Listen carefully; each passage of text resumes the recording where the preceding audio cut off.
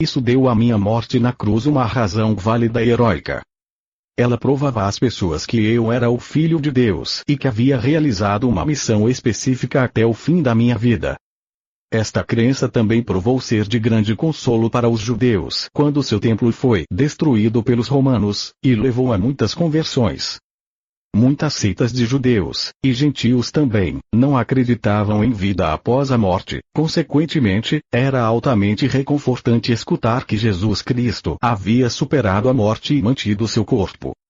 Para muitas ideologias humanas daquele tempo, a vida não era possível sem um corpo. Portanto, vida após a morte somente poderia significar ressurreição do corpo. Isso também manteve o meu nome constantemente vivo na mente das pessoas. Eu era a valente figura histórica que havia morrido para assegurar que os homens fossem libertados de todo o medo do inferno e da condenação. Desde que eles acreditassem em mim, poderiam caminhar como homens libertos. É somente porque meu nome se manteve vivo até hoje, que posso vir agora até você para oferecer-lhe a verdade que eu queria muito compartilhar com as pessoas há 2000 anos.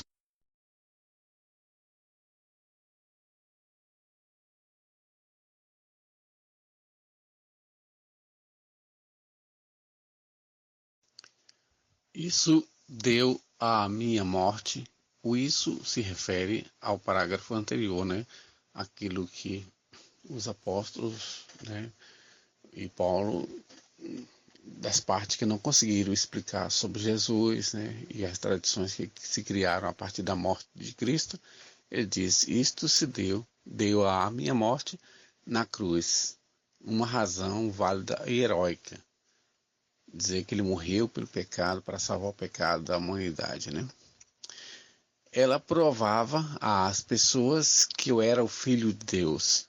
Isso para eles, para essa época, até agora, 2001, isso era uma prova de que Jesus era o Filho de Deus, porque ele morreu na cruz para nos salvar, né? Isso é o que aconteceu. Quer dizer, isso na cabeça de todo mundo, né? Ele provava às pessoas que eu era o Filho de Deus, entre aspas. Jesus insiste em dizer que ele não é o Filho de Deus, ele é o Filho do homem, né? E que havia realizado a missão específica até o fim da minha vida. Ou seja, então ele cumpriu a missão dele, que deve ter vindo exatamente para morrer crucificado. Esta crença também provou ser de grande consolo para os judeus, quando seu templo foi destruído pelos romanos. Jesus havia predito, né, que o templo seria destruído, e aconteceu, né, pelos romanos. E aqui diz que se ele era o Filho de Deus e ele veio salvar a humanidade, né, essa crença serviu de consolo para eles, né, porque já que quando o templo foi destruído, praticamente arruinou as práticas judaicas, que tudo era concentrado no templo de Jerusalém, né? E ao mesmo tempo, depois começaram a pregar, as pregações começaram, etc., dizendo que Jesus havia ressuscitado. Houve muitas conversões, né? E levou a muitas conversões. Muitas seitas de judeus e gentios também não acreditavam em vida após a morte. Então já era comum que eles não acreditassem em vida após a morte. De repente os cristãos estão propagando que Jesus ressuscitou, então tem uma vida após a morte, né? Então, como eles não acreditavam em vida após a morte, consequentemente era altamente reconfortante escutar que Jesus Cristo, entre aspas, né? Jesus Cristo, havia superado a morte e mantido o corpo. Então, essa é a grande afirmações que se fez a partir da morte de Jesus, que ele havia superado a morte e manteve o seu corpo ressuscitado, né? Isso só foi uma ideia que se pregou, que ninguém podia provar nada, porque ninguém sabia como ele falou aqui nas cartas, que ele tinha combinado com José de Arimateia, que José de Arimateia tirou o corpo do túmulo dele e levou para Nazaré, ok? Portanto, vida após a morte somente poderia significar ressurreição do corpo. Então, é evidente essa ideia, já que o corpo nunca foi encontrado, que juntasse essa afirmação de que ele havia superado a morte e mantido o seu corpo, então isso significava a sua ressurreição. Isso também manteve o meu nome constantemente vivo na mente das pessoas.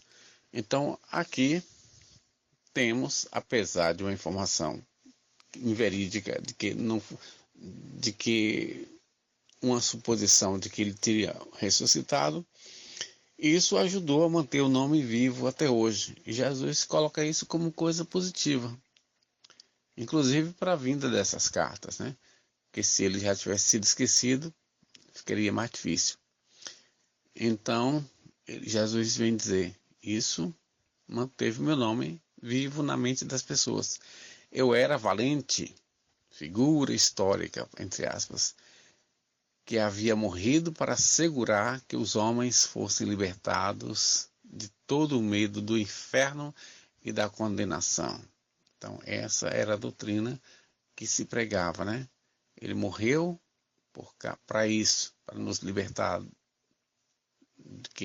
da salvação, de que a gente possa ter um medo de ser castigado no inferno e de ser condenado.